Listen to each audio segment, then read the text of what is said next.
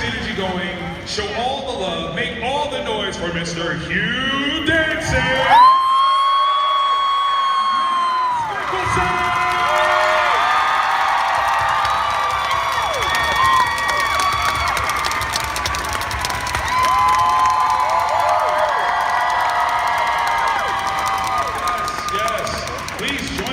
Gentlemen, please. Oh, hello. My goodness. Guys, how is Dallas treating you this weekend? Have you guys had a great time? Yeah, Dallas is warm. Yes. Yes. I do believe Dallas is some sort of native for very hot. Very, very hot. But we are so glad that you guys are here. I'm here to celebrate a fantastic show that has literally captured hearts and minds years later, even after its production. How does that make you guys feel to know that you're part of this amazing legacy that brings all of these people out here to celebrate with you? Old? Well, not old, seasoned. No. Yes. Grateful, honestly, and I'm happily bewildered. No, it's an incredible thing that I feel that often, particularly at events like this, I'm conscious that there are many people here, and I say this I think it's just a statement of fact, that know this show better than I do. And that's incredible. It really is. And how that comes about and what drives that, I don't even pretend to be the expert on. I just stand and admire. I think it's love and appreciation. Like, without question, you guys did such a great job with essentially a franchise feature that I think we all fell in love with everything that you did. Mass, you are tackling a character that's been a part of pop culture for a few decades now. How does it feel to step into a role as iconic as Hannibal Lecter? I was kind of shitting my pants. That's fair. That's fair.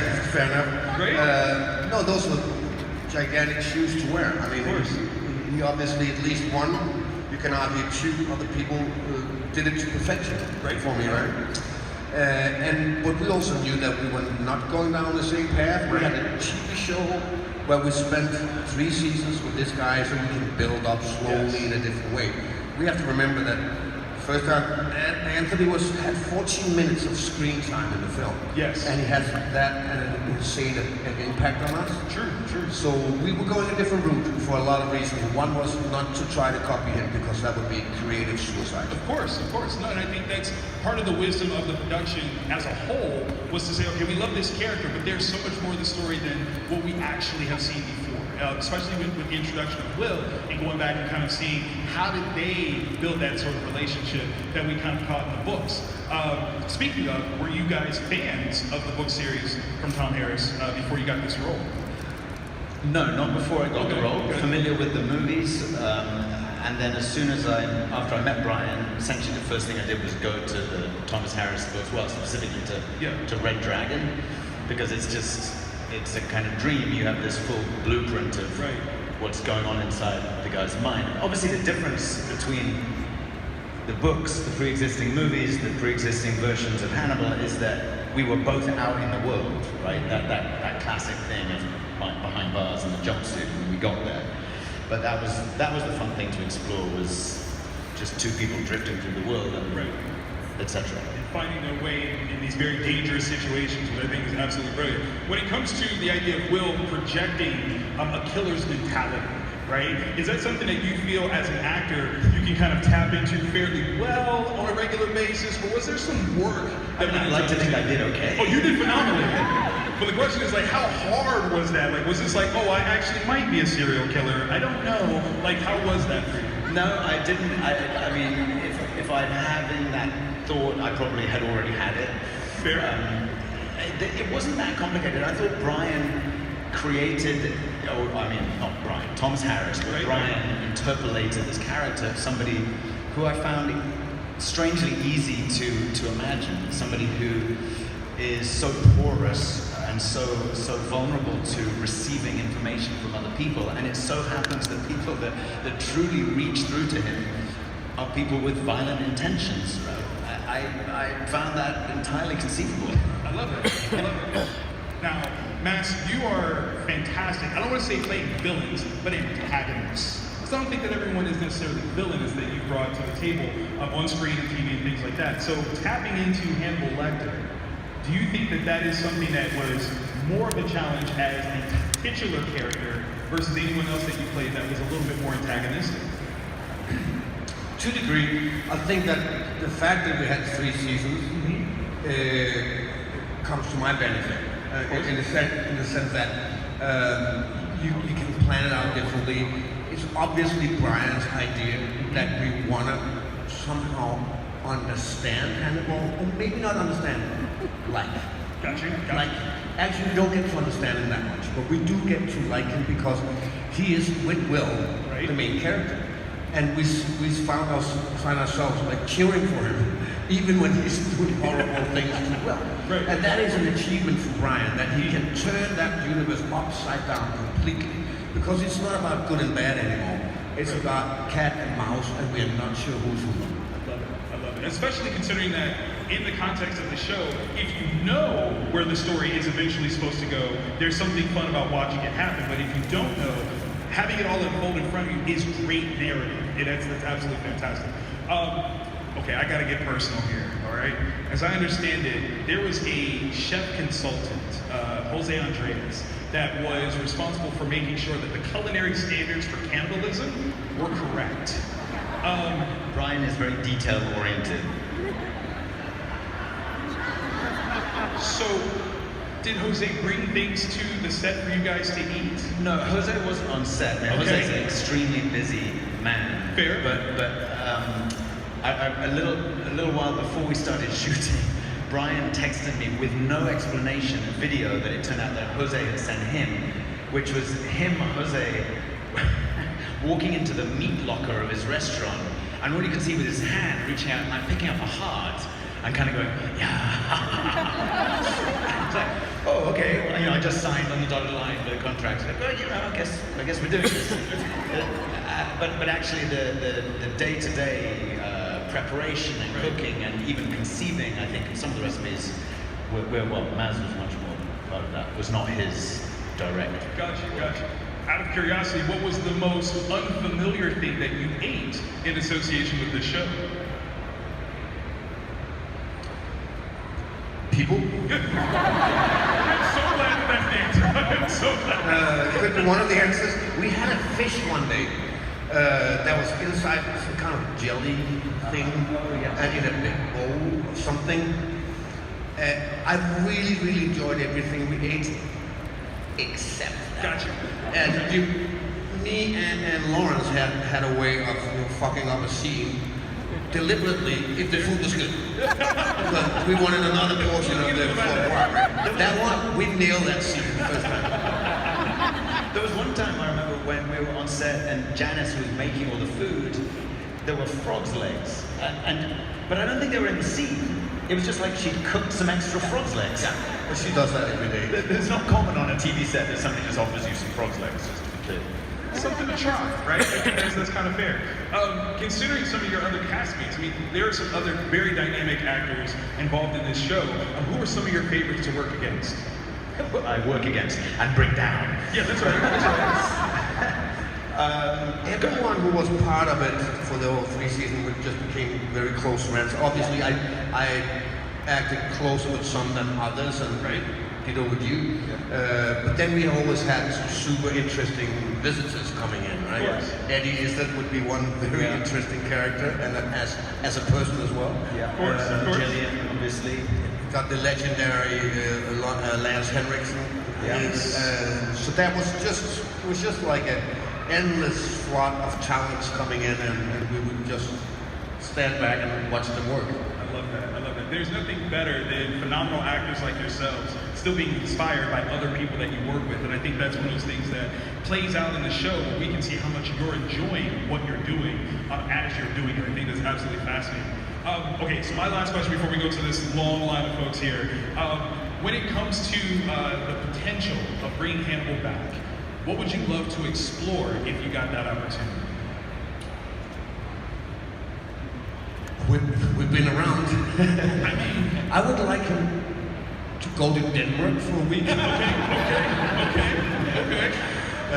Somewhere else than cold Toronto. Yeah, something tropical maybe. Silence of the Lamb is around the corner, right? Yeah. Everybody wants to dive in there. Gotcha. But also, is it the final book with Clarice? I'm forgetting which book it is now. Is it Hannibal? Yeah, that's where he has Clarice kind of under his care, right, and is rebuilding her. I mean, I think there's a version of that story which is a kind of full circle back to our first season as well. I would love that. Absolutely love that. Guys, we're going to start off the questions over here. I see there's someone still sitting down.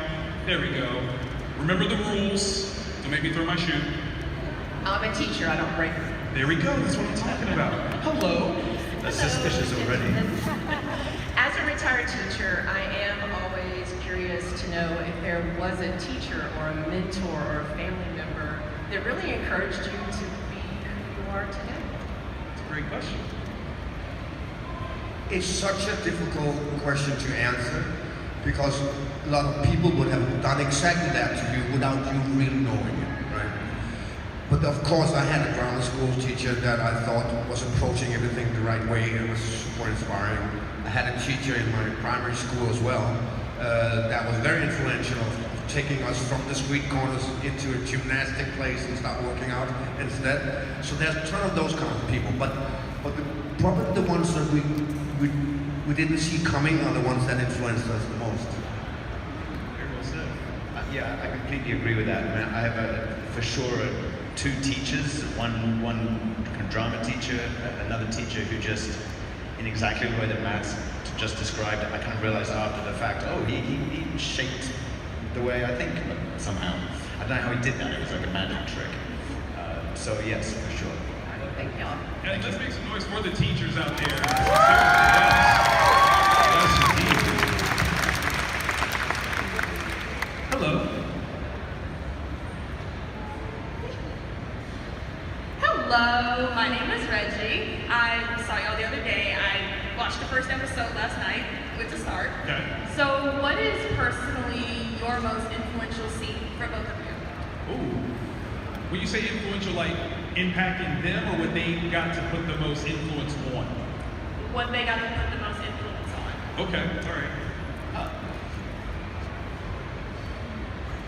I don't care about spoilers. Go ahead. I think it's the same. Yeah, I do. You wanna go? Are we talking about the end of season 2? Yeah.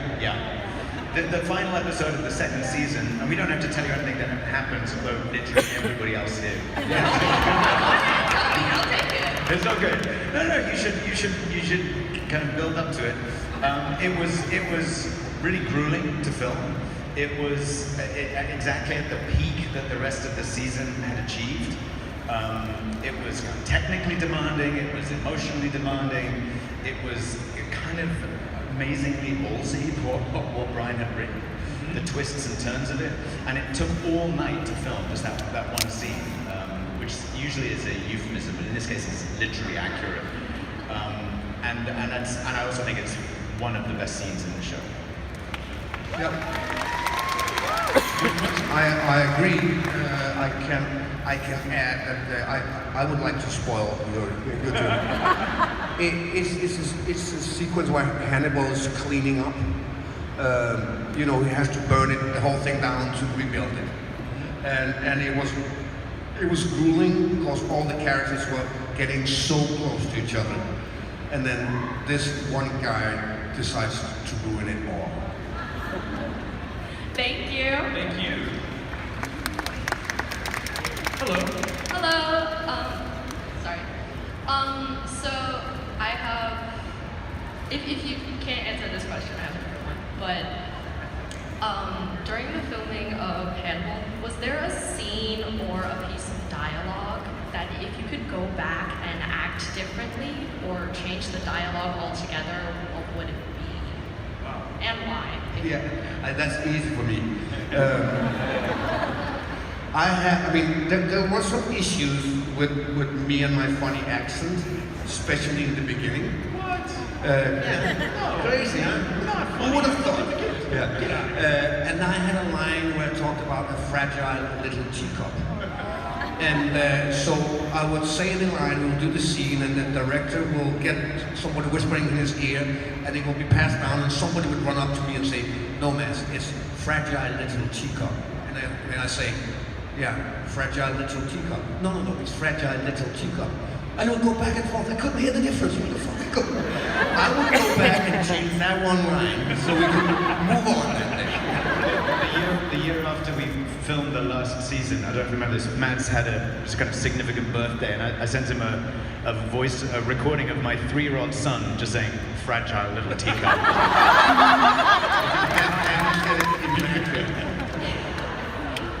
That's going to be the name of your memoir when you're done. I love it. It's a great question. Thank you. Hello. Hi, just wanted to first say that meeting you guys yesterday was how I'm celebrating my heart transplant anniversary going on 4 years.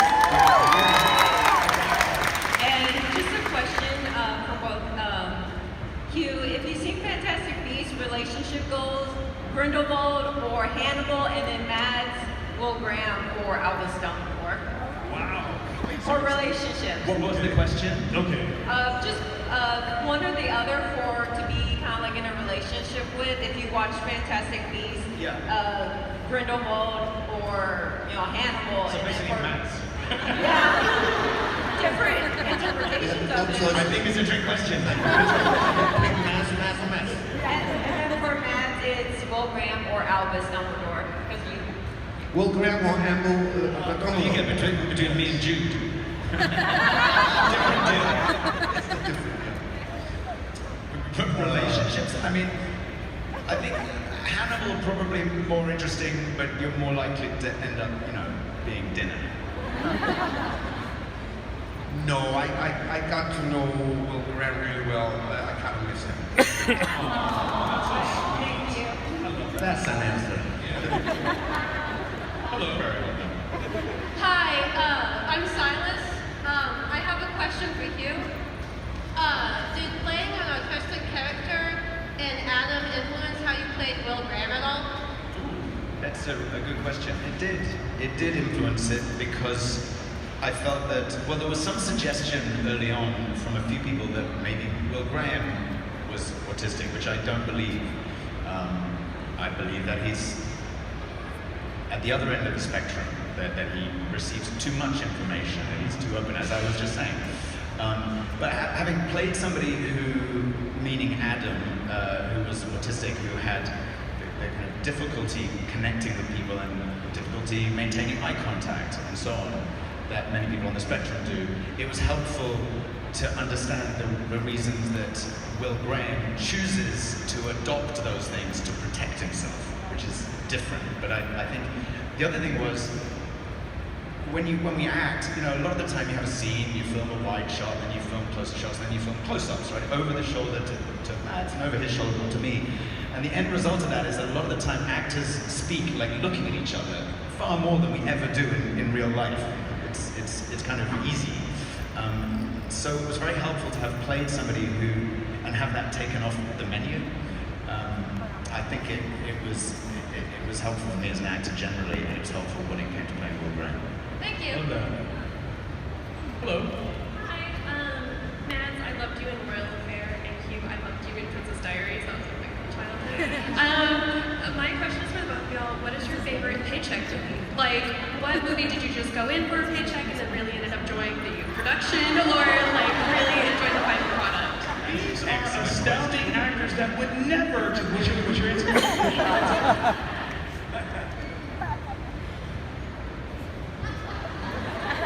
Well, I started out, I did a TV show in early stages of my career, Danish one, a cop show.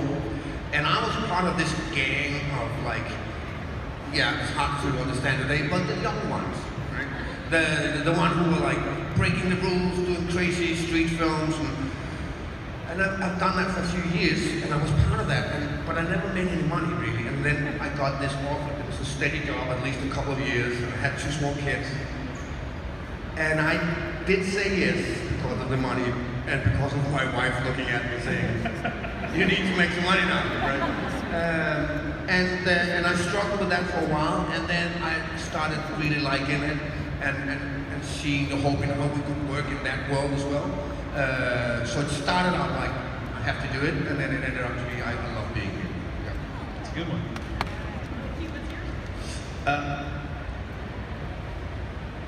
So there's a movie which, kind of similarly, called Blood and Chocolate, which I was, which is very, right? But at the time, it's like, I can't remember what I'd just done, and it was like, so now wait, I'm going to go and make a movie about werewolves or with wolves, and I mean, it was that classic thing where you go, and then the price goes up, and you go, who am I? And then you realize who you are. And then I had the same experience when I kind of loved all the people I worked with, and I had a great time, so it was, I got my cake and ate it. Thank you. Hello. Hi. Okay, my question is for the both of you. What episode did you have the most fun filming? Most fun episode. That's a good question.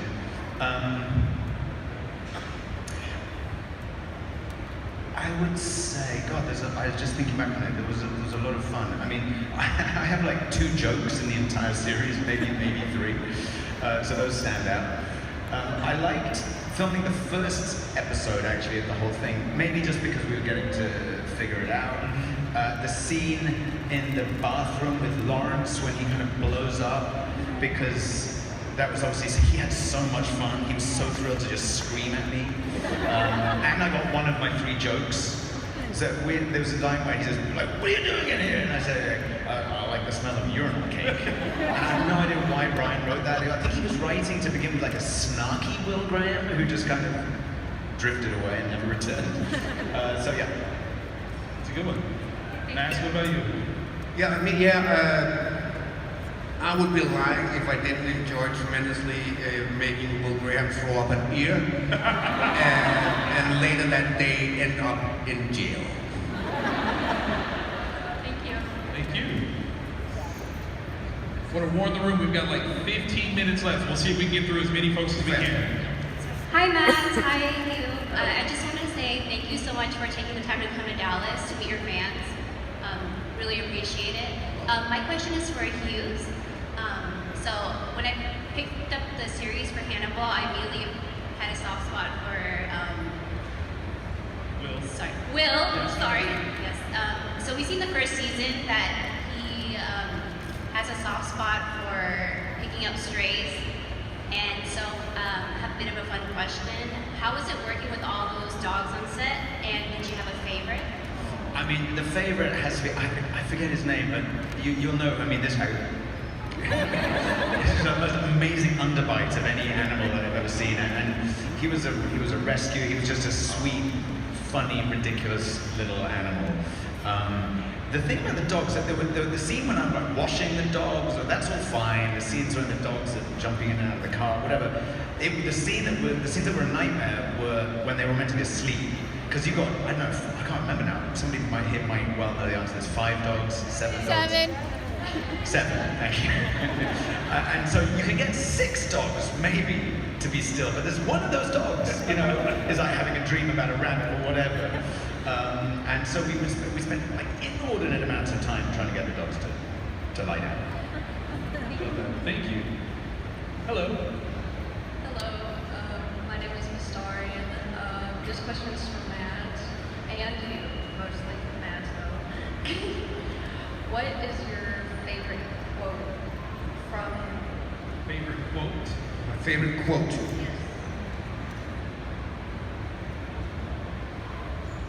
Is your social worker inside that horse? That's honestly Will saying that.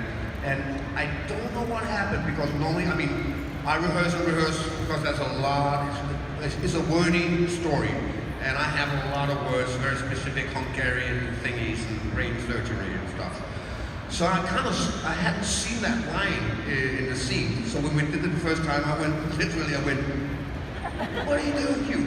You're going insane. So that was a line. I thought it's a brilliant line. That was one of my other jokes. Was that you? And I was going to pick the same line, in fact. so Okay. there. Here we go. Thank you. Hello. Hi. Thank you guys so much. You are amazing. This is a question for both of you. So ignoring other Hannibal adaptations, are there any actors or roles that you took inspiration from for your role? Like, for example, I always thought Charles Boyer had like a Hannibal energy, so are there any actors that inspired you? That's an interesting one. I didn't have anyone in mind. No, honestly, I didn't. And maybe I would have done if it was just Brian's script. Maybe Brian would have had somebody in mind. But we had putting aside other adaptations, and again, we had Red Dragon, right? So I didn't need more than that. No, and me neither. I think that what was important to Brian and to me with the character of Hannibal was that it was like we tried to make him an upside down character. We didn't want him to be evil. Right. We wanted him to see beauty where the rest of us sees horror. So it was a different approach. It was actually, if I had to copy anything, it should be a lot of good guys. You know, somebody who would get inspired by fantastic music, fantastic food, fantastic people. A curious person. That would be what I would have been looking for. But I didn't get like one-to-one inspired. Thank you. Thank you. Hello. Hi, my name is Andrea, and this is a question for Matt. During the filming of Casino Royale, did you realize how big an impact you were going to make in the James Bond universe? And for Hugh, did you watch Casino Royale when it came out? Yes. And my answer is yes.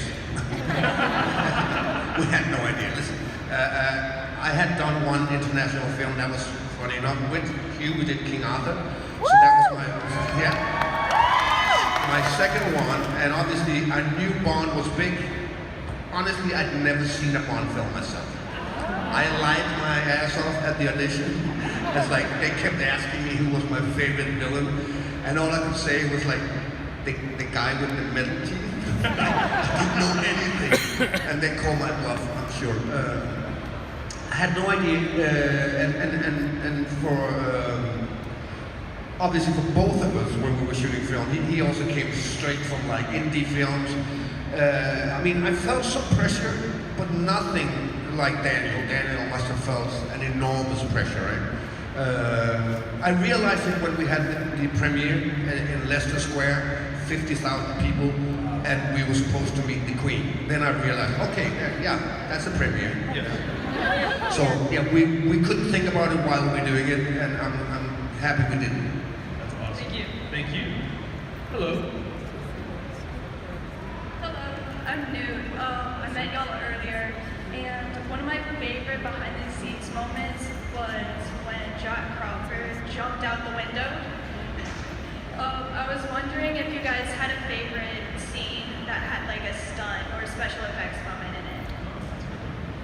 Favorite special effect or stunt scene that you either did or maybe witnessed in the show? I would say my big fight with Lawrence in the second season was a couple of very long days. We felt very energized and young while we were doing it, and then we felt extremely old the next couple of weeks. That was fun, it was brutal, and it was really nice to do stunts with a man who knows what he's doing, like Lawrence. He was so much bigger than me, but he was actually also faster. Annoyingly. That's the Matrix. It's not your fault. It's not your fault. I did a few stunts, that kind of thing. There was there's the scene where I'm, as it were, reenacting Eddie Izzard's escape from the back of a prison van. And he just, I think I culminate by ripping somebody's throat out with my teeth, something along those lines. You know? So there's that. But actually, what I remember is. In order, I guess this was the beginning of season 3, when we were returning to the end of season 2, and I've like floated down through the floor into the blood and sinking. So getting into that, I'd never been in a giant water tank before. All I had to do in it was just sink, and I found that to be surprisingly difficult. Yeah, that was it. It's a great one. Hello.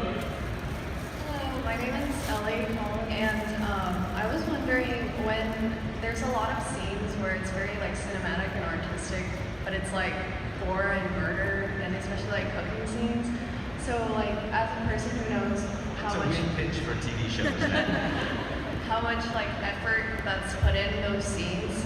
Do you ever like appreciate it and then freak out because you're appreciating it? Also, can you say hi to my friend Claire? We can't do that. We gotta save those for over there. Oh, okay. Yes. Not exactly. I mean, I think there's two things. Sometimes you come back to something that you made a while ago, and this would be maybe particularly true of Hannibal, and then you get a full blast of, oh my God, we were doing that. That's amazing.